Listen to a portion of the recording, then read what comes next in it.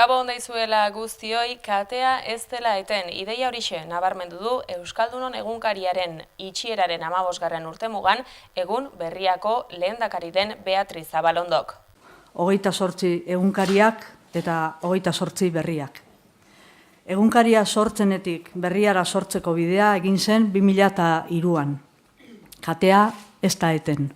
15 urte bete dira bai Euskaldunon egunkaria itxi zutela, Euskarazko egunkari nazional bakarra izan zuten jomugan orduan, eta arekin batera baita hizkuntz komunitate oso bat ere. Hain justu Euskalgintzak zita izan du Martin Ugalde Kulturparkean egin den ekitaldian. Ekitaldi horretan gogoan izan dituzte une ilunak, egunkariaren itxiera bera, zein zuzendaritzako kiden atxiloketa eta tortura salaketak, baita une argiak ere. Langileek biharamunean bertan Euskarazko egunkaria kaleratzen segitzeko erakutsi zuten ausardia eta kemena, baita jomugan jarri zuten komunitateak gaur bezalaxe egunkariari erakutsitako babesa ere. Eta euskal komunitate horrek aurrera egiteko behar dituen tresnez gogoeta egin dute besteak beste, Joan Mari Torrealdaik eta Iñaki Uriak Martin Ugaldeko ekitaldian. Globalizazioaren garai honetan, inoiz baino beharrezkoagoa izango zaigu, hizkuntza komunitatea bere lanabez eta tresnen jabe arduradun eta kudeatzaile izatea.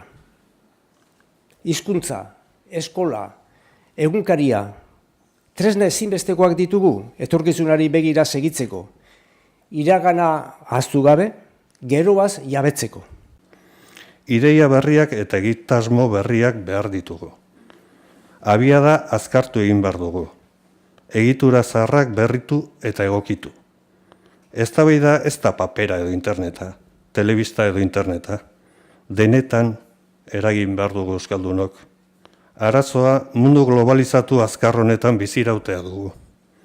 Euskaldunok behar ditugun komunikazio eta herri egiturak sortzea. Hori da kontua. Euskaldunon egunkariatik berriarako kateak badirauela gaurko ideia nagusietako bat beraz, gurean gaur albiste gehiago ere baditugu ordea, eta hoiei begira jarriko gara titularretan.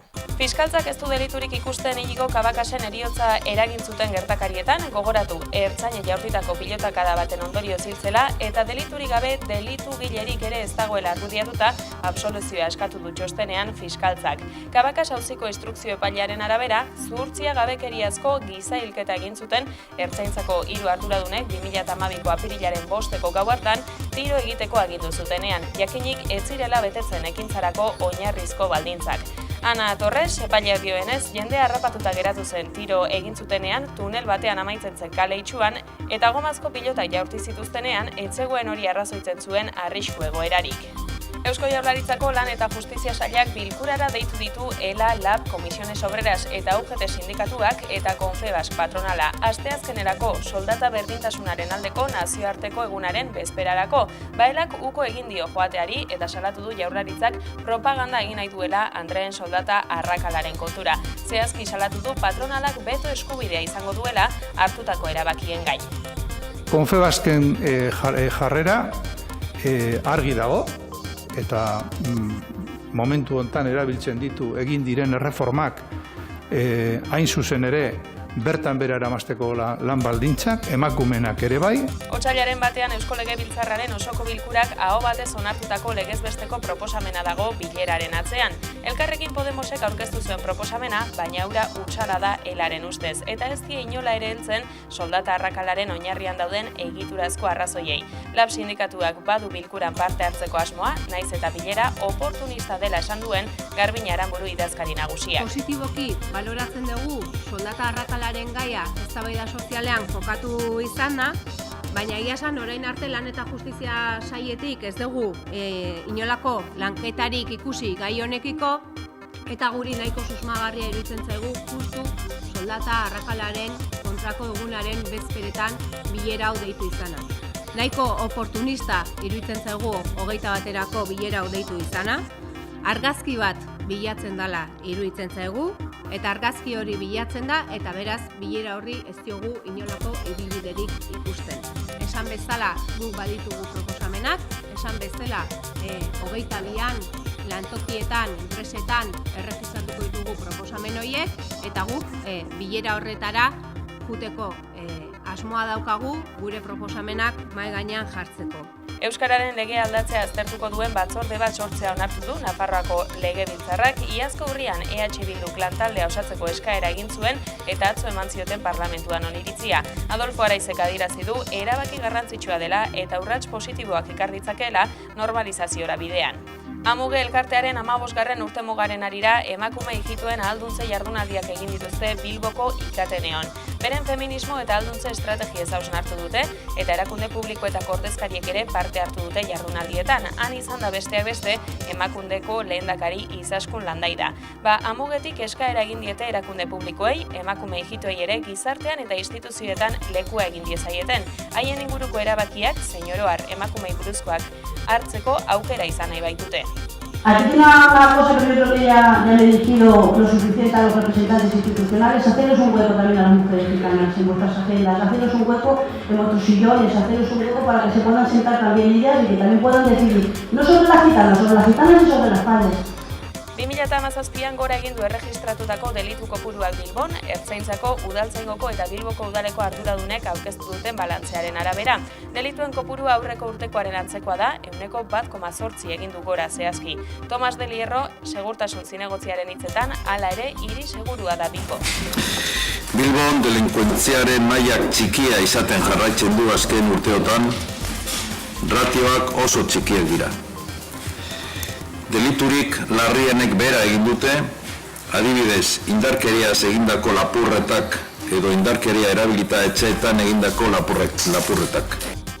Carles Puigdemontek Jordi Sánchez proposatuko du presidente izateko Katalunian, bera Bruselan dagoela Generalitateko presidente izendatzea nahi du Puigdemontek, eta gero ark zerrendako bigarrenaren esku utziko luke kargua, alegia ANS-eko lehendakari Sánchezen esku.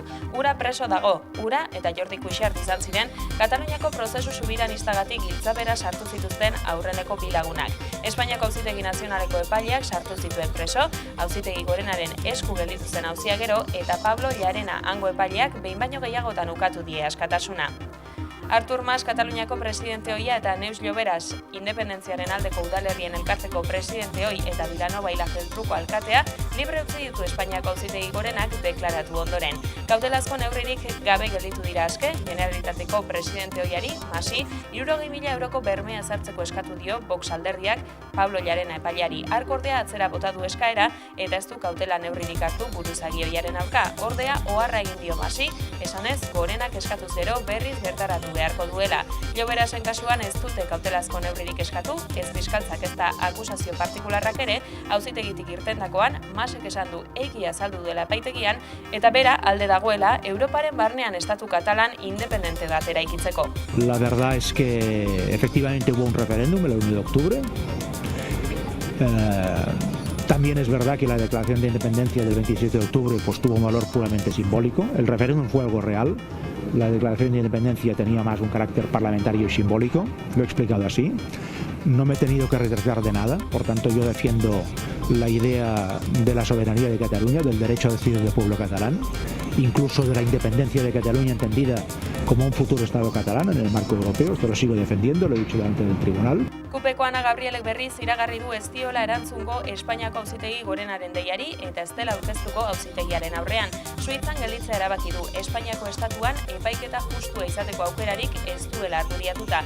Joan den larunbatean jakin zen Gabriel Suitzan zela eta orduan Kupeko kideak adierazi zuen defentsa estrategia prestatzen ari zela Espainiako Auzitegi Gorenak Kataluniako prozesu subiranistaren aurka abian duen auzirako. Sedizioa, matxinada eta diru publikoaren erabilera bidegabea leporatzen dizkio Espainiako justiziak.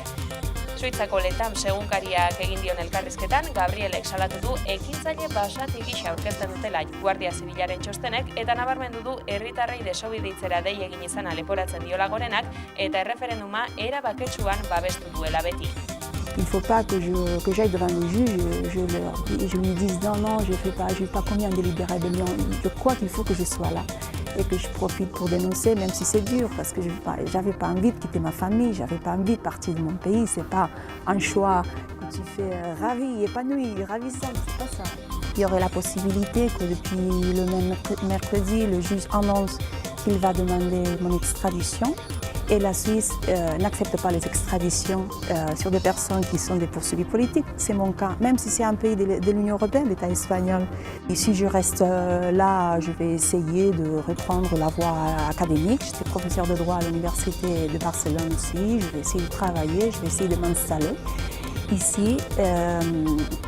Si je ne peux pas, parce qu'il y a une demande d'extradition, je vais solliciter l'asile politique.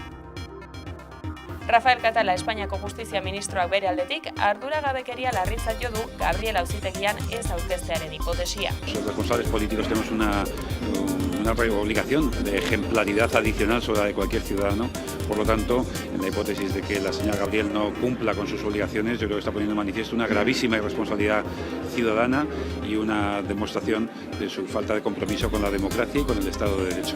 Arriaga antzokian eman diote hasiera Zinegoak nazioarteko gay lesbi trans zinema eta arte eszenikoen 15. jaialdiari. Martxoaren 4 arte 135 jarduera eta proiekzio izango dira, 33 herrialdetatik etorritakoak Golem eta Bilborrok zine aretoetan aurkeztuko dituztenak. Ostegunean Atletikek eta Moskuko Espartakek jokatu beharreko partida dela eta Ertzaintzak segurtasun operatibo berezia prestatu du. 2500 errusiar inguru iritsiko dira eta hoietako batzuen jarrerak kezka handia eragin du. Dagoeneko istilua sortu baitituzte Gasteizen eta Bilbon pegatinak jarri ere egin dituzte. Josu Urrutia Atletikeko presidenteak auzi horren inguruan hitz egin du hilero hedabideen aurrean egiten duen agerraldian. Bai, noski, eskematen denok uste dut arduratuta egon behar garela, ez? Esan behar dugu lehendik, pasan astean egon ginela Moskun, eta bai klub aldetik tratu oso ona hartu genduela, eta uste dut gure zaleituek ere bai, tratu ona hartu gela, eta ez egola inolako problemarik egon. Hori alde batetik eta bestetik, espero dugula hori jasotzea ere bai hemen, badakizue segurtasun arlotik, gure kasuan Ertzaintzak lideratzen duela asuntoa eta gu berezko ipinten garela. Zain ipinten aurretu genuen uste dut gure webean idatzi dugun moduan gure Samameseko enpresa pribatuei esan diogula ipinteko dena, berezkoan dagoen dena partidu honetan ere, baina konfidantza eduki behar dugu segurtasun arlotik erabakiak hartzen duten Ertzaintza horri eta gu berezko ipini eta ia gauzak ondo urtetzen badira. Bai, egin dugu gainera eta uste dut aurreratu dugula ere informazio hori. Enpresa pribatuei esan diogula berezko dauden pertsona guztiak ipintea, baina uste dut, naiz eta Samamesen barruan ere bai, segurtasun hori Ertzaintzaren esku joan behar garela ere bai.